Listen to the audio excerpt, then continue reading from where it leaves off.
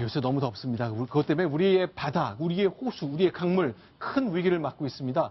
폭염 때문에 녹차 라떼라는 별명이 붙은 녹조가 많이 늘었네요. 동아일보 정책사회부의 김윤종 기자와 함께 얘기를 나눠보겠습니다. 자, 반갑습니다. 네. 자, 영상 먼저 보여드리겠습니다. 대청호로 가볼까요? 네, 여기가 충북 청주 지역에 있는 대청호죠. 근데 이 정도인가요? 예. 지금 좀 상황이 심각합니다. 농담으로는 네. 녹차 라떼가 먹고 싶으면 카페에 가지 말고 강과 호수에 가라고 하는데 네. 지금 남조류라고 하는 식물 네. 플랑크톤이 바닥에 증식돼서 온갖 호수와 강이 파래지는 현상이 전국적으로 확대되고 있습니다. 자, 오늘도 영상 40도가 넘었습니다. 경북 경산에서는요. 자, 역대 최고치 40.3도와 동일한 최고 기온을 기록했습니다. 그래서 녹조류가 계속 늘어나는데 원래 햇빛도 많고 예.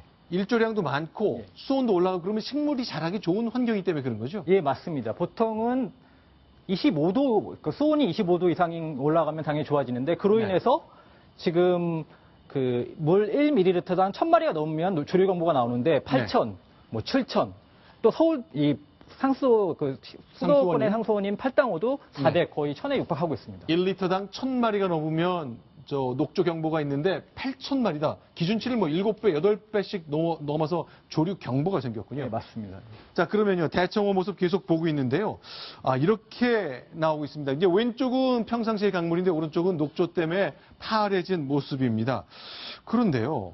이렇게 유해 남조류라는 게 이제 그동안 이제 마시면 문제가 되고 하는 건데 이렇게 늘어난 것 역시 너무 더워서인데 이 더울 때마다 계속 이런 일이 있어 왔잖아요. 예, 근데 아시다시피 요즘엔 폭염이 너무 심하기 때문에 네. 35도 날씨가 계속 지속되면서 그 현상이 더 확대되고 더 많아지고 있는 겁니다.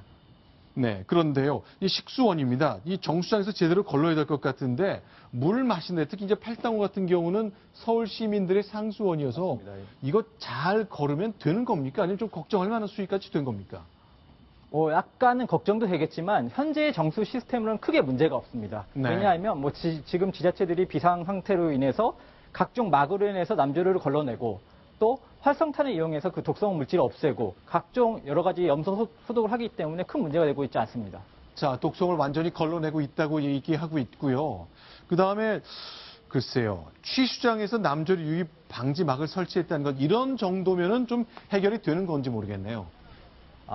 이것뿐만 아니라 지금 배를 띄워서 녹조류를 제거하고 있고 또 오존을 넣으면 유기물질이 산화되기 때문에 독성 물질을 제거할 수 있습니다. 근데 다만 문제가 되는 것이 오히려 그런 남조류를 먹은 물고기를 그냥 먹을 경우 사람이 오히려 몸에 해결되기 때문에 물고기 같은 경우에는 아감이나 내장을 제거하고 먹어야 된다는 얘기가 나오고 있습니다. 자, 호수뿐만이 아닙니다. 바다도 폭염 때문에 몸살을 앓고 있다는데요. 경상남도 통영으로 가보겠습니다. 자, 통영에서 지금 어떤 일이 벌어지고 있습니까? 자, 저 장면이죠? 예, 통영에서는 지금 수온이 높아지면서 양식 어업을 하시는 분들이 굉장히 곤욕을 겪고 있습니다. 왜냐하면 수온이 높아지면 당연히 물이 많이 증발하고 그 다음에 그러면서 여러 가지 물고기가 살기 되게 어려운 환경이기 때문에 폐사하는 경우도 생기고 하기 때문에 수산업에도 큰 문제가 생긴 경우가 생기고 있습니다. 일조량도 늘어났죠. 최근 한 달 가까이 너무너무 더웠고 햇볕은 쨍쨍했고 그러다 보니 수온까지 올라가니까 비브리오균이 증식하기에 딱 좋은 환경이 만들어졌다. 예, 맞습니다. 자, 그럼 물고기들이 많이 피해서 그런 현상까지 나타나는지 모르겠습니다. 실제로 그러면 얘기를 좀 들어봤으면 좋겠습니다. 양식장 하시는 분 말씀을 저희가 직접 들어봤는데요.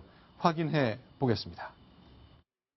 예년에 없는 바다 수온도 기상도 높아요. 거의 30도가 육박하고 이러니까 거기 폐사가 날 조짐이 보이고 여러모로 이것만 하면 말만 다행인데 아직까지 여름이 많이 남았는데 더 수온이 더 올라가거나 적조 온다고 하면 큰 고민거리지요. 그런데 이제 다행인 것은 그나마 불행 중 다행인 것은 우리 통영 앞바다 이런 쪽에 보니까 올해 적조 현상만큼은 안 생겼다는군요. 예, 그나마 다행입니다. 왜냐하면 중국 쪽에 있는 양쯔강에서 홍수가 났기 때문에 그 물이 한국 쪽 해역으로 유입되면서 물의 양이 많아지면서 비교적 적조가 묽어지고 제대로 나타나지 않고 있습니다. 자, 지금 보는 게 누런 물, 저기 양쯔강의 강물인데 올해 7월 달에 홍수가 났는데 한 달쯤 지나서 우리 바다로 넘어오나 보죠? 예, 그렇습니다. 그로 인해서 물의 농도가 넓어지니까 당연히 적조 현상도 적어지는 겁니다. 아, 양쯔강의 강물이 그렇게 많나요? 우리 바닷물의 농도를 흐리게 할 묽게 할 정도로 많이 들어오는군요. 특히 이번 7호에 있는 홍수가 워낙 대단했기 때문에 네. 그 정도 물의 양이면 전문가들은 충분히 적조 현상을 막을 수 있다고 얘기하고 있습니다. 알겠습니다. 그럼 이제 우리 전기 얘기를 좀 나눠봤으면 좋겠습니다. 요새 너무 덥기 때문인데요. 자, 누진제 어제 발표했죠. 2,200만 명이 수혜를 본다고 했습니다. 허진석 차장. 그런데 네네. 나는 몇만 원 혜택도 못 보는데 이게 정부가 뭐 한 거야? 괜히 생색만 낸 거 아니야? 이런 분들도 꽤 있다 그래요. 네, 한번 지금- 정리를 해봤으면 좋겠습니다. 네, 지금 누진제 저렇게 제대로 낮춰주겠다고 그랬는데도 지금 네. 별 효과가 없는 미봉책이다, 효과도 없는 정책이다라는 얘기가 나오는 게요. 네. 저희가 보통 4인 가구가 하루에 3시간 30분가량 에어컨을 틀면 네. 월 550kW 정도를 씁니다.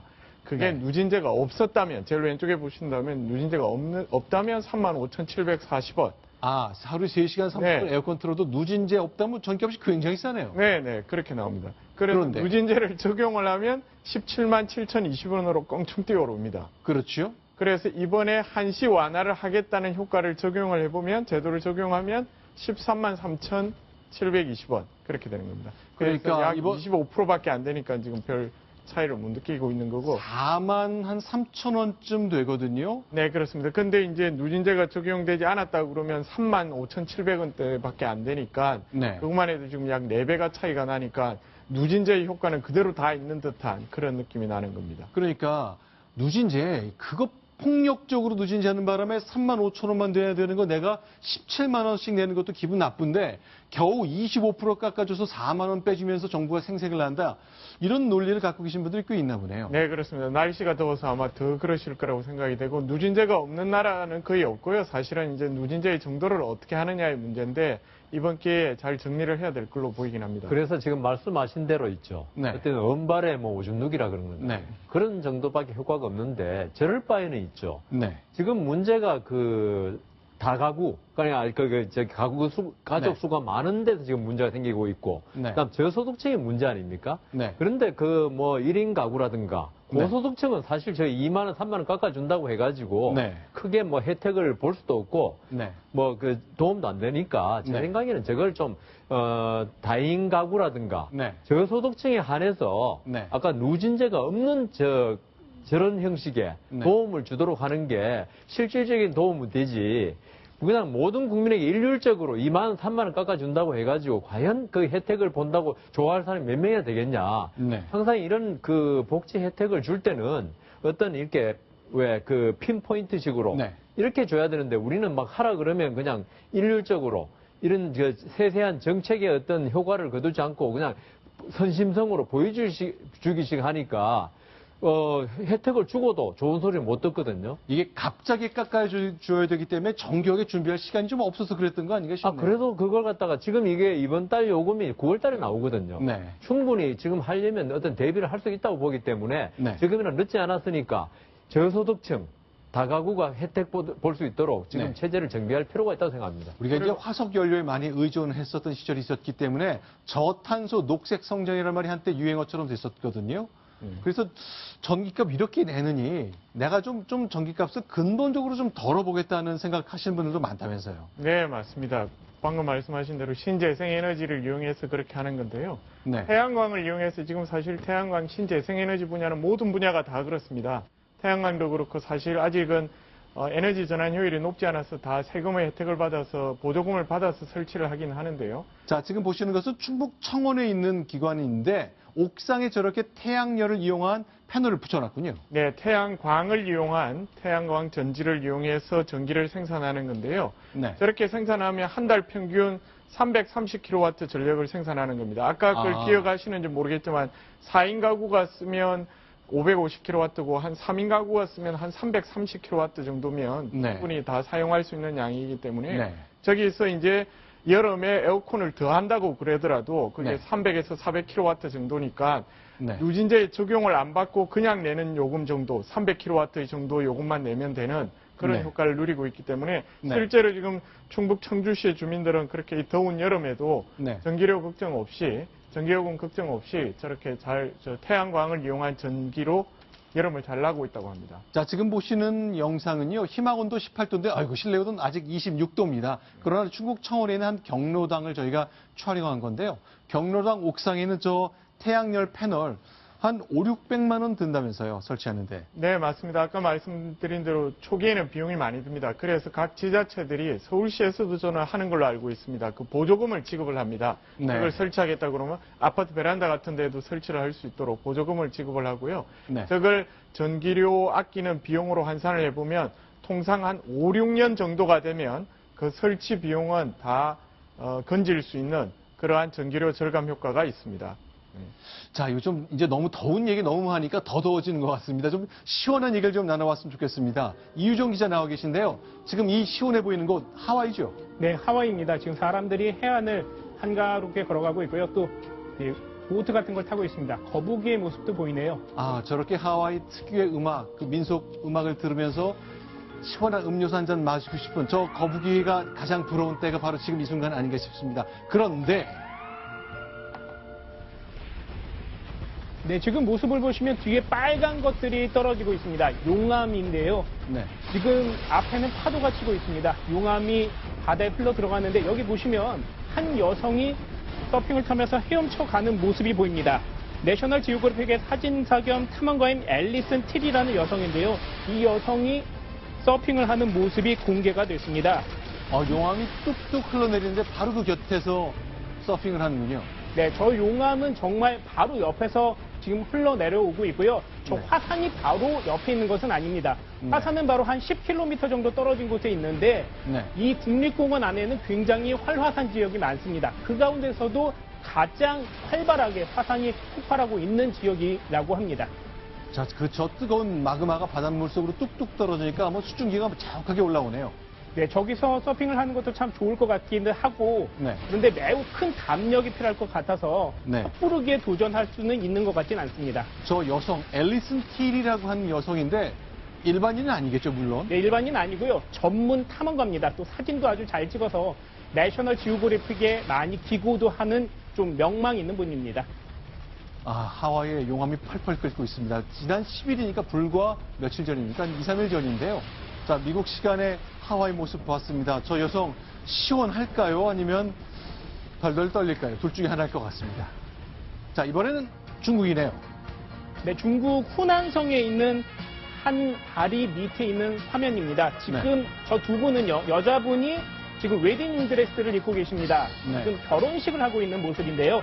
후난성에 있는 한 국립공원에 설치된 긴 유리다리가 있습니다. 높이가 180m 정도 되고 길이가 300m 정도 됩니다. 세계에서 가장 긴 유리다리인데 지난 9일이죠. 화요일에 결혼식이 열렸습니다. 이분들 요즘 젊은 사람들 생각하면 굉장히 희한한 걸로 그 결혼식을 열려고 하는데 지난 9일에는 특히 중국에서 보면 음력으로 7월 7일입니다. 우리하고 똑같이 7월 7석에 해당되기 때문에 중국판 밸런타인데이라고 해서 중국 커플들은 결혼식으로 매우 선호하는 때입니다. 이때 저기서 저런 세레모니를 하면서 결혼식을 대신했다고 합니다. 문제는 뭐냐면요. 하객들이 잘 보이지는 않습니다. 가족들은 좀 있긴 한데 저 유리 위에서 하객들이 왔다 갔다 해야 되고 아주 짜릿한 경험을 하고 있는 것 같습니다. 저분들은 최소한 덥진 않겠습니다. 네. 자, 그러면요. 오늘 밤 10시쯤 되면요. 좀 더우시겠지만 댁에서 하늘을 좀 올려다보실 필요가 있겠습니다. 맞습니다. 이 2013년 우리나라 하늘 모습입니다. 정말 장관이 펼쳐진다, 하늘에 별이 수놓아져 있다 이런 표현들이 딱 맞을 것 같은데요. 네. 오늘 밤에도 하늘을 들여다보시면요. 이런 모습들을 볼 수 있다고 합니다. 저게 우리나라 하늘이었습니까? 네, 아까 우리나라였고 여기는 지금도 이 경북 예천 모습이고요. 이곳이 미국 캘리포니아에서 있었던 이 모습인데요.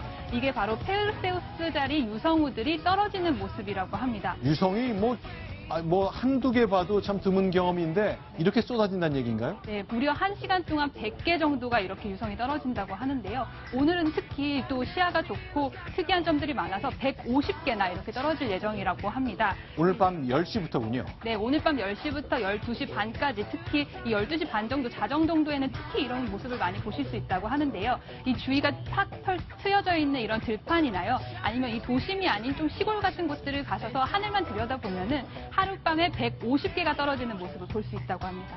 아, 그렇군요. 보통 저렇게 유성이 떨어질 때 뭔가를 보면서 그 순간 마음속에 뭔가를 기원하면 그 기원이 이루어진다 그러는데 오늘 밤 10시에 시간이 되신다면 잊지 마시고 집 밖에서 또 하늘을 바라보시면서 유성우가 나는 것 보시기 바랍니다. 1시간에 150개쯤 난다고 하네요.